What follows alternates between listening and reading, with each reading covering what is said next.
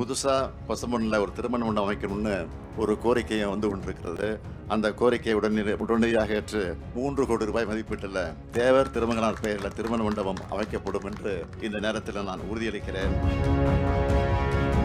பசும்பொன் தேவர் கல்லூரி அந்த கல்லூரிக்கு அனுமதி வழங்கினதோடு 44.94 ஏக்கர் நிலத்தையும் தலைவர் கலைஞர் அவர் வழங்கியிருக்கிறார். அப்படிப்பட்ட அந்த கல்வி நிறுவனம் என்ன நோக்கத்துக்காக தொடங்கப்பட்டதோ அதை சீர்குலைக்கக்கூடிய வகையில் சில தனிநபர்களால் ஆக்கிரமிக்கப்பட்டு பல பிரச்சனைகள் நடந்து கொண்டிருந்தது.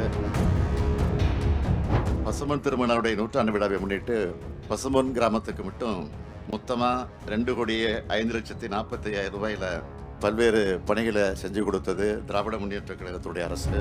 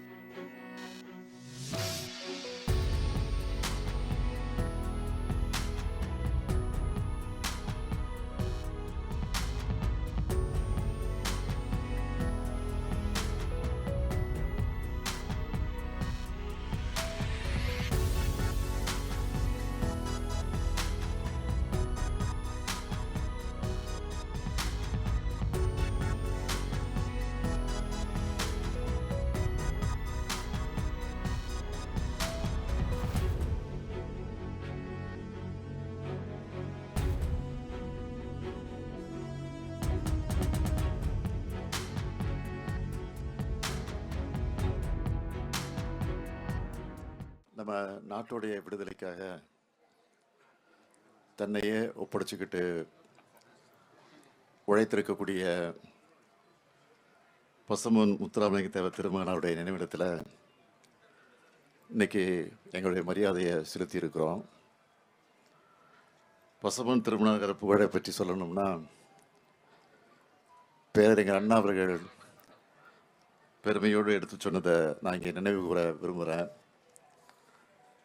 அன்றைய அறம் வளர்த்த பாண்டிய மன்னர்கள் ஒருமித்த இளவல் மாதிரி கம்பீரமாக காட்சியளித்தார் தேவர் திருமகன்னு பேரறிஞர் அண்ணா அவர்கள் பசும்பொன் திருமணரை மனதார பாராட்டியிருக்கிறார்.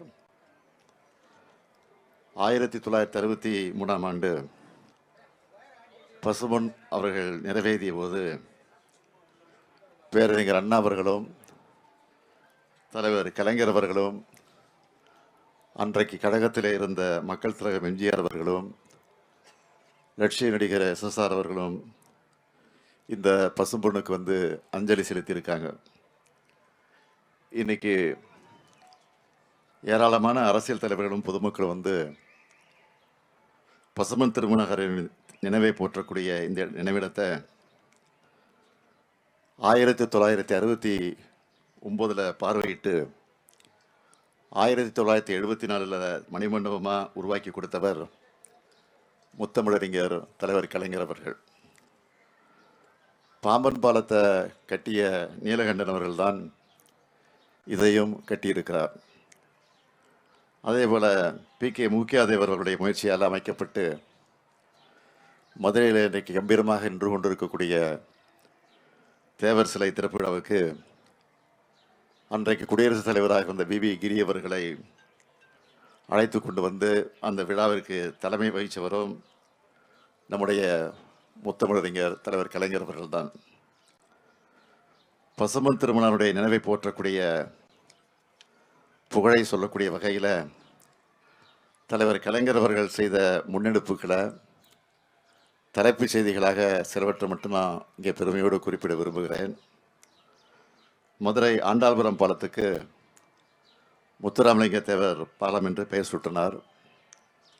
காரைக்குடி அழகப்பா பல்கலைக்கழக அந்த பல்கலைக்கழகத்திற்கு தேவர் பெயரால் 25 லட்சம் மதிப்பிலான அறக்கட்டளையை உருவாக்கினார்.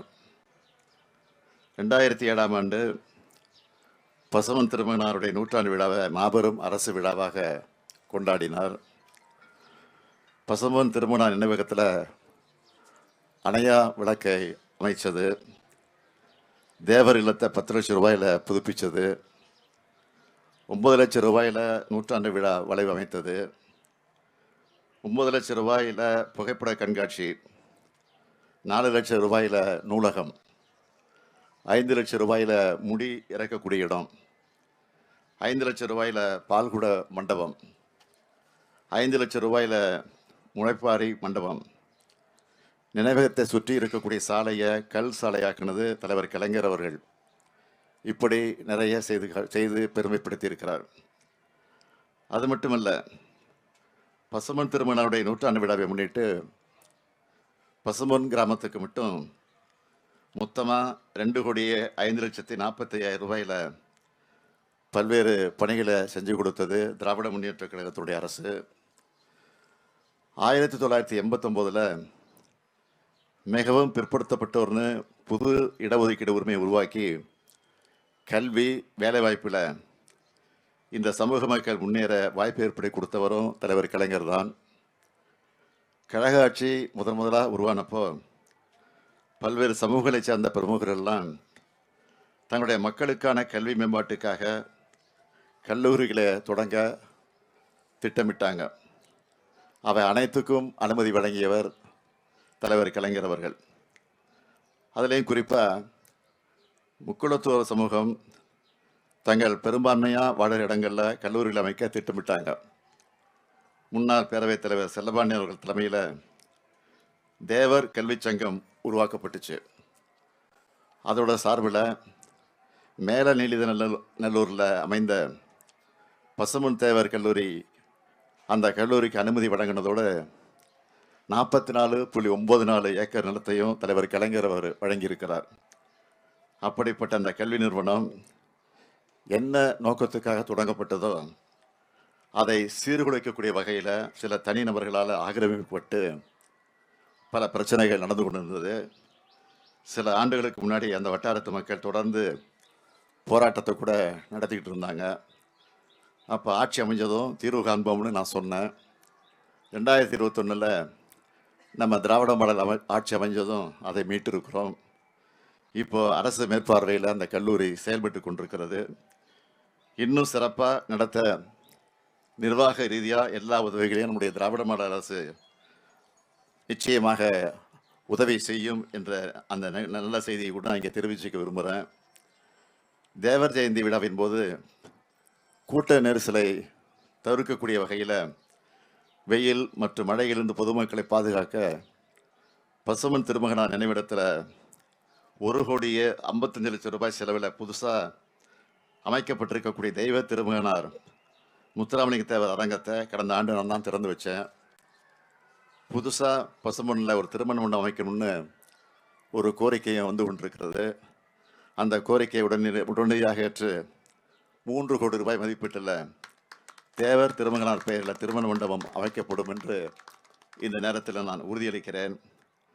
பசுமன் திருமகனாரை பற்றி தலைவர் கலைஞர் அவர்கள் குறிப்பிடும்போது வீரராக பிறந்தார், வீரராக வாழ்ந்தார், வீரராக மறைந்தார், ஏன் மறைவுக்கு பிறகும் வீரராக போற்றப்படுகிறார்னு சொல்லுவார். அத்தகைய பசும்பொன்னரை போற்றுவோம், வணங்குவோம். நன்றி, வணக்கம். இது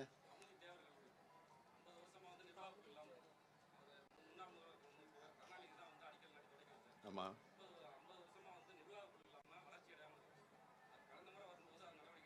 கடந்த மாதமா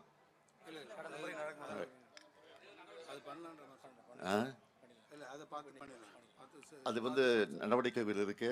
விரைவில் முடிப்பதற்கான முயற்சியில் ஈடுபடுவோம்.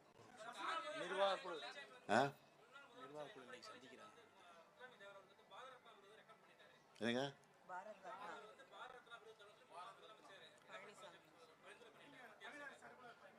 அதை நாங்கள் வழிமுறை காத்துக்கிட்டு இருக்கோம். அது ஒன்றும் பிரச்சனை இல்லை.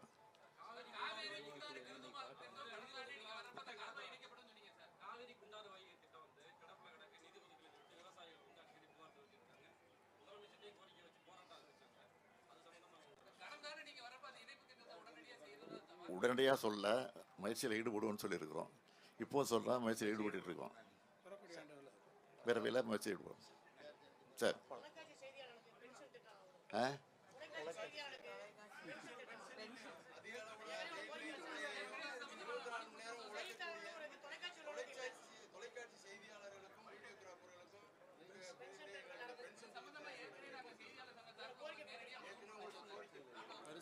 இது உங்க மட்டும் இல்லை, தமிழகம் முழுவதும் கேட்டுட்டு இருக்காங்க, பரிசீலனையில் இருந்துட்டு இருக்கு. பார்ப்போம்.